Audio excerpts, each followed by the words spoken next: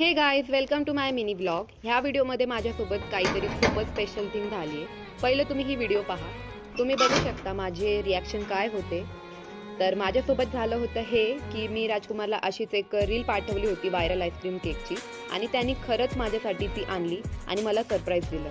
तसं तर लवकर माझे रील्स बघत नाही, पण एका रीलनी लगेच ती गोष्ट माझ्यासाठी केली, तर हे खूपच भारी वाटलं मला.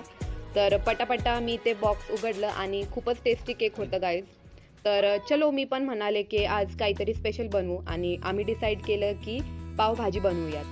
मग सगळी प्रिपरेशन चालू केली. आम्ही दोघांनी मिळून सगळे भाज्या कापून घेतले. सॉल्ट ॲड करू आणि हळद. तर मिक्सरमध्ये लसूण, आलं, कोथिंबीर आणि मिरची वाटून घेऊ.